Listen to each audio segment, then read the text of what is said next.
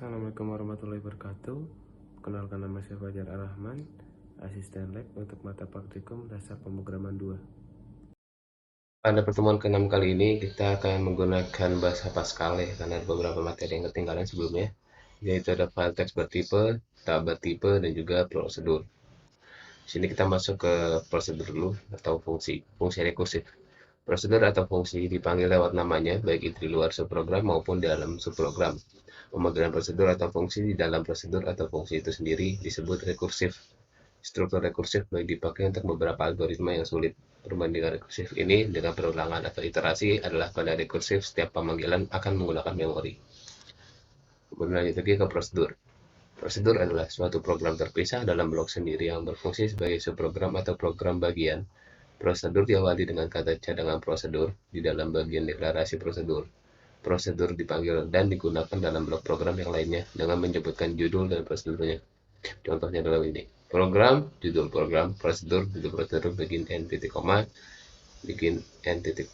Jadi ini prosedur beginnya ini untuk prosedur yang ini, terus program ini yang beginnya yang di atasnya.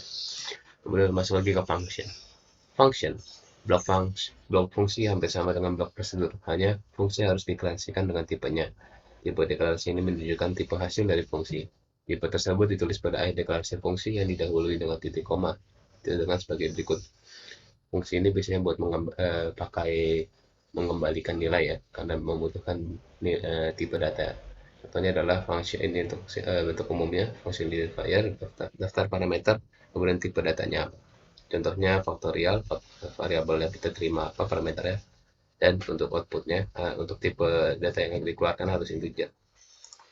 Kemudian kita masuk ke file text. File text atau text file merupakan file yang berisi kumpulan dari karakter yang dibentuk dalam baris-baris dan masing-masing baris diakhiri dengan tanda akhir dari baris atau end of line marker berupa karakter carriage, return, dan karakter line fit atau CRLF. Sedangkan akhir dari file ditunjukkan oleh tanda akhir dari file end of file marker berupa karakter control min Z. File variabel pada file teks ditunjukkan dengan suatu variabel yang diklarasikan dengan tipe teks. Contohnya adalah seperti ini. File, tipe file, titik teks gitu. Bikin assign tipe file data.dat. Nanti kita akan jelaskan lanjut. Kemudian ada prosedur file text, yaitu ada prosedur append dan juga write dan write-line. Append untuk membuka file yang telah ada untuk keperluan menambahkan data gitu. Append nama variabel teksnya apa, mau nambahin apa.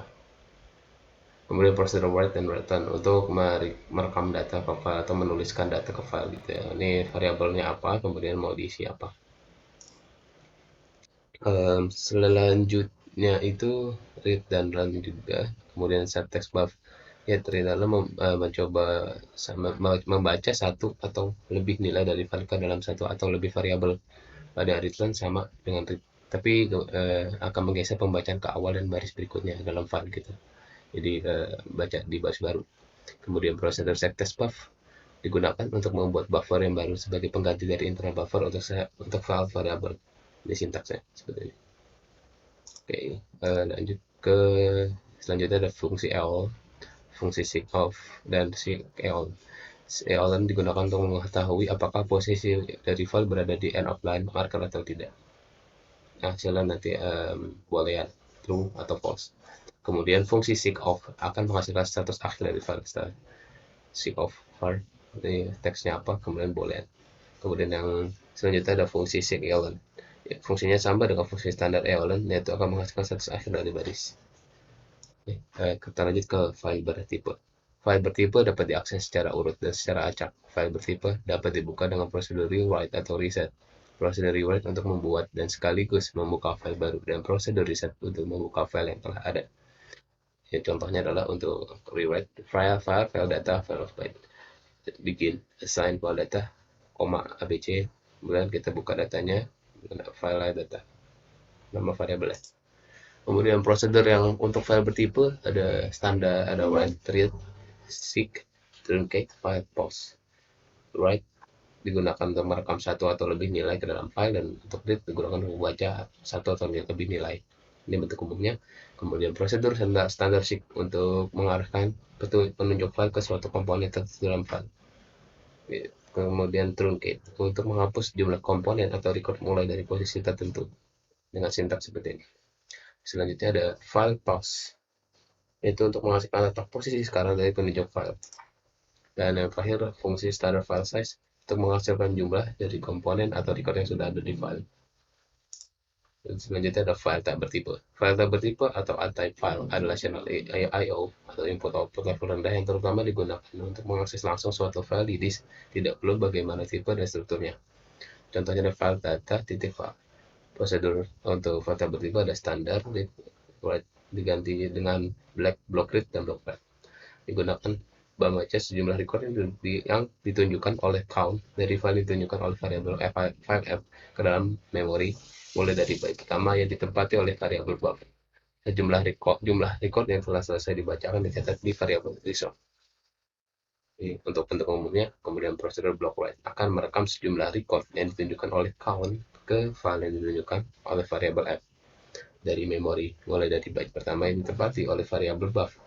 Jumlah dari record yang telah selesai direkam akan dicatat ke variabel resolve. Kemudian ada prosedur dan fungsi standar untuk semua tipe file. Prosedur assign, rewrite, reset, close, erase, rename, getdir, chdir, mkdir, dan rmdir. Sedangkan fungsi standar yang digunakan untuk ketiga tipe file adalah fungsi standar iof dan io resolve. Oke, terima kasih. Ini adalah untuk PPT-nya. Dan selanjutnya kita akan bagian codingnya. Di sini kita akan membuat program untuk mengetik teks txt gitu ya, dalam bentuk txt. Oke, di sini nama programnya adalah Halo Dunia. Kemudian kita menggunakan library uses CRT ini untuk library supaya bisa menggunakan clear screen. Kemudian kita menginisialisasi variabel teks ya, variabel teks dengan tipe data teks gitu ya. Teksnya bahasa Indonesia dan nama variabel, ini tipe datanya ya. Kemudian begin, kemudian clear screen untuk menghapus layar, membersihkan layar, kemudian assign. Ini kita akan mengassign si nilai teksnya ke dalam Halo TXT. Selanjutnya ada rewrite text, kita akan menuliskan ulang isi teksnya. Kemudian write text, koma. Nah, ini kita akan mengetik atau menampilkan pada teks ini. Isi teksnya ini adalah, hai dunia, saya Fajar dan NPM saya, sekian. Kemudian sama lagi, kita masukin stringnya ke dalam teks ini. Lanjut. Dan jangan lupa untuk menutupnya ya, di teksnya jangan lupa ditutup. Seperti itu. Kemudian titik. Oke, kita coba di compile. Oke, kalau misalkan sudah benar codingannya, kita akan menampilkan compile successful. Ini. Oke, di sini kita akan kalau misalkan udah bikin program ya, di sini akan tertampil Halo Dunia O, Halo Dunia BAK. Nah, di sini itu ada di mana? Itu ada di kalian kalau instalasinya di C gitu ya, FPC 3.2 bin. Kalian masukin di FPC 32 bin dan lain-lain, kemudian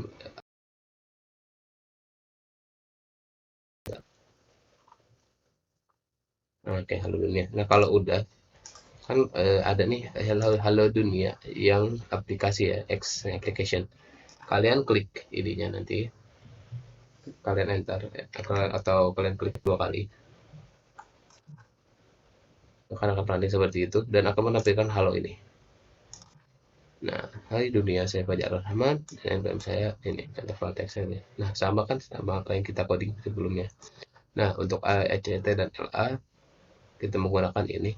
Dan untuk ACT kalian ganti dulu namanya, untuk nama kalian nama sendiri, dan NPM jangan lupa nama NPM kalian juga sendiri.